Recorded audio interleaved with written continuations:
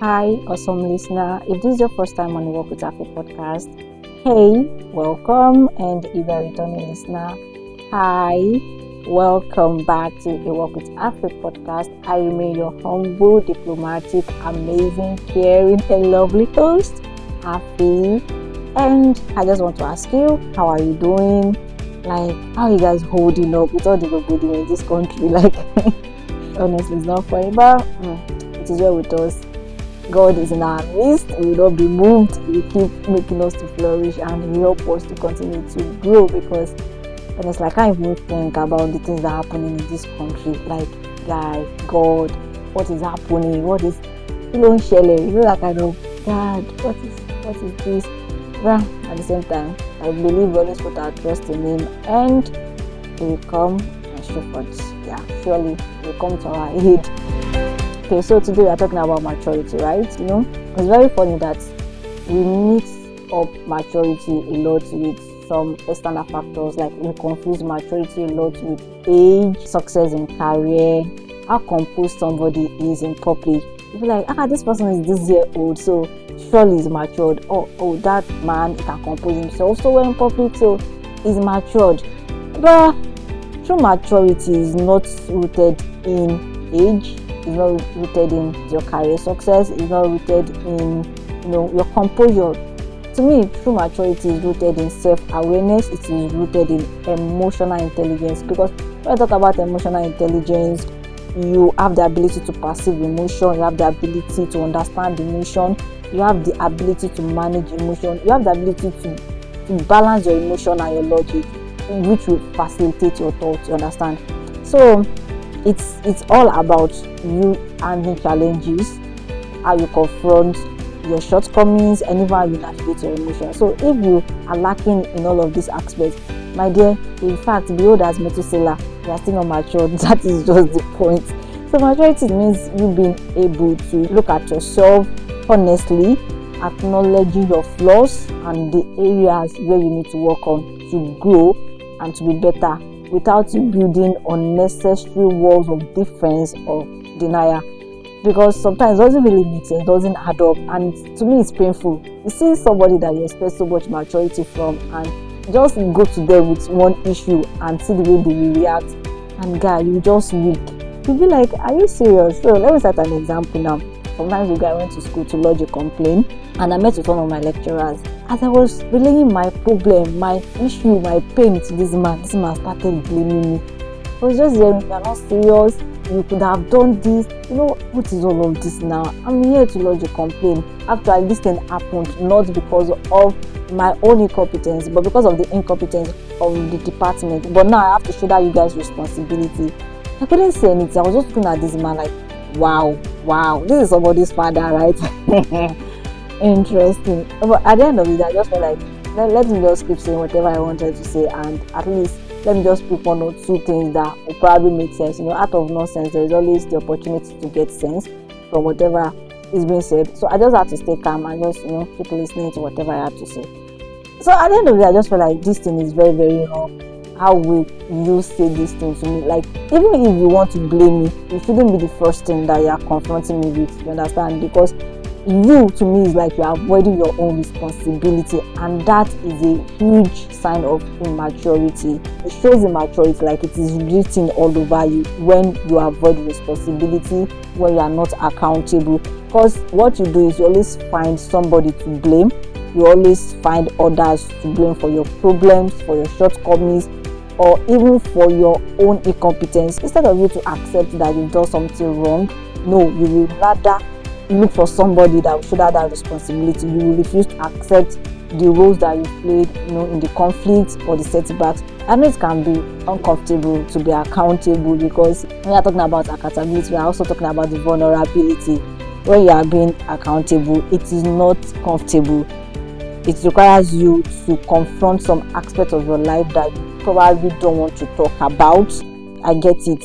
Being accountable, I get it that it requires vulnerability, because you have to admit your faults, you have to admit your own actions, you have to admit the things that you've done that might have caused harm, and can also stir up feeling of guilt or shame. You don't want people to feel like you are incompetent, or you don't want people to feel like you have this bad habit, or you don't want people to feel like you reason in a way that wasn't really making sense, and because of that you just want to look for somebody to hope you get somebody to put the blame on. But at the end of the day, it doesn't make sense. I know there is the fear of the repercussion, the fear of what people will say, the fear of will people still see me as that, big man, that old man, that whatever. Who age help, please? When you're not even thinking like you should, it doesn't matter. Honestly, to me, it doesn't matter, because I feel like the accountability at the end of the day is still a very necessary step towards self-improvement, towards self-growth, and towards self-development. So by shifting the focus from the fear and the shame of what people will say or how people will perceive you to learning and progress, I think that we can always become more comfortable owning up to our own mistakes and owning up to our actions. In the short run, it might not make sense, because you are looking for somebody to blame, somebody to put the responsibility on, and that might be going on well for you. You might be enjoying it, but the point is, it actually matters at the long run. At the long term, it helps you with a lot. It helps to repair your relationship with people. Because just imagine this man that I went to and he said all those nonsense that he said to me. If somebody tomorrow is having issue, I will never refer that person to him, because the person might not even be able to take those things he said the way I did. You understand? It's better for that person to look for another person to talk to rather than that man. But if that he actually delivered well, his emotional intelligence was on point, it was working quite well, surely I would have been able to refer somebody else to him, because I'll be like, oh, this man, he knows what he's doing, he knows what he's saying, he can tell you the things that you need to know, he's emotionally intelligent, he's actually matured. You get that kind of thing. It's actually helps to build trust too. I know people feel like it's better for them to shift blame so that others can see them to be strong, somebody that doesn't make mistakes, somebody that is always right, somebody that is always correct. But that is another problem that we have in society. Being wrong is not a problem. You can be wrong, but you just have to correct your wrong. Why must it always be like, I don't want to make mistake, I cannot make mistake? Why? Mistake allows us to grow, right? So I think the earlier we understand that, the better for us. So rather than having this preconceived mindset of I don't want anybody to see that I make mistake. Are you not human? Like, I really don't get it. We are all humans. You can make mistake, I can make mistake. But the point is, how are you handling your mistakes? Are you learning from your mistakes and all? Like I said earlier, it's very, very not easy. It gets so discomforting and uncomfortable. But the truth of the matter is, at the long run, it pays off, right? So there was a time I was going through a lot of pressure, like I was going through a lot. And if you come to me to call my attention to something that probably I was doing something that wasn't right, before I would think of what you were trying to tell me, in my head, I've calculated 1, 2, 3, 4, 5, 6. This guy is here to attack me. Like, guys, it was that serious. Quickly, my words of defense are up. I know what to say. I'm already calculating and all. So somebody called my attention and was like, hey, what's up? You've been like this lately.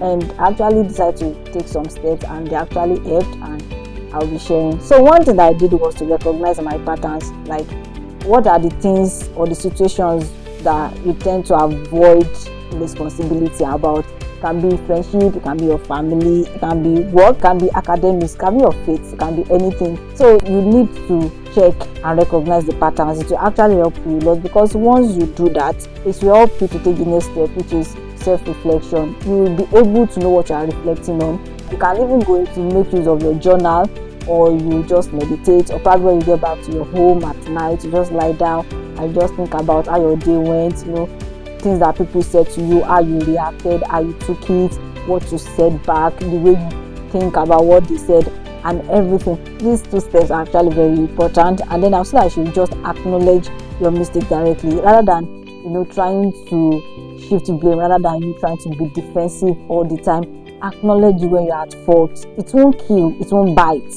Acknowledge it. Nobody will beat you for it, right? So take ownership of your role in the situation. Don't always look for somebody to blame for it. And then avoid unclear languages. Like, it's very funny how some people are trying to apologize for what they've done, and they're using the word if. You get, they will tell you, I'm sorry if I upset you. Like, what's that? Stop. Other than that, you can do better. You can say, I realize my comments were hurtful, I didn't mean it that way. Let people know that indeed you are sorry. Be specific. Don't come and be using some languages that are not really adding up and making sense. And then acknowledge how your actions have affected other people. We don't really put ourselves in other people's position, and this is where empathy comes in. And empathy is part of emotional intelligence, right? This is where it comes in. So you are putting yourself in that person's position to really know how they feel or what they felt when that thing happened. Imagine this man that I went to meet. This was something that was paining me, something that I've been trying to work on, and you people have been turning me. So I decided to come and meet you again. And the next thing you open your mouth to say is, I'm not serious, blah blah blah. Like, Abba, you could have done better than that. He wasn't ready to acknowledge whatever the department had to do in my issue. Like, he wasn't ready to do that. He was just ready to put every blame on me. He was ready to make me feel like there was no way, there was no solution, this is just the end. I could let over here now. It's not as hard as that, right? But honestly, empathy is actually important, because empathy goes a long way in showing that you really care and you are truly taking your accountability journey to be serious. You are putting yourself in that person's position. You're like, okay, what if I'm the one feeling this? How would it look like? What if you get that kind of thing? So you put yourself in that position, and then you reason out of that, you make comments out of that, and then validate their emotions, like validate how other people feel, validate their experience. It's very funny that some people make you feel like you are just cooking up stories in your head. They did something to you that is painful, right? But at the same time, they don't want to own up to what they've done, and they make you feel like you are just too dramatic, or you cook up a lot of stories in your head, and at the end of the day, you just feel like there was no point in me trying to even talk to this person in the first place. So rather than make excuse, rather than blame people, make sure that you validate their emotions. And this is from the word but. Like, why will you do that? You are trying to apologize, and then you are telling somebody, but okay, let me cite an example now. You did something without having full information, and that thing came back to hurt your friend or your colleague at work, and instead of you to say, I'm sorry, I took that action without the necessary information needed, you are telling the person, I'm sorry I did that, but I didn't have the necessary information. Who asked you to do it without the necessary information? You get my point? Who asked you to do it without the necessary information? So it's actually better to remove that word but, because it's making the apology to look so insincere, and it's coming off to be fake at the end of the day. And overall, try to propose solutions or next steps. How can I do better? What can I do to make things right? Rather than just, some people, even though after admitting that they're at fault, they just leave things like that. They tell you, hey, I'm sorry, and that's it. They're not even ready to make amends. They're not even ready to do anything that will make it right. They're just sorry, and that is it. But honestly, it doesn't make sense. If you really claim to be matured, I think you should look into your level of emotional intelligence. It is actually very important.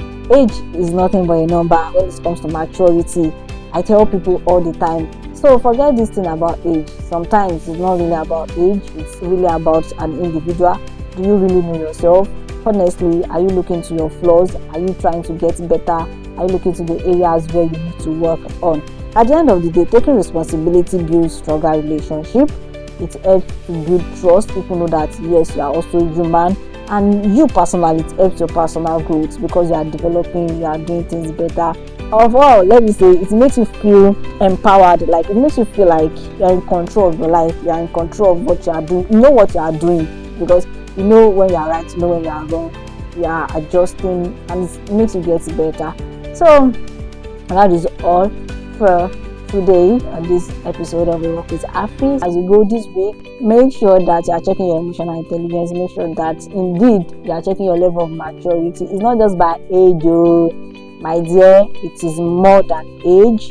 It is about emotional intelligence. It is about self-awareness. It is about how you handle issues, and it is about how you confront your problems. So I see you again. Please do well to take care of yourself. Know that I love you. Have a great week.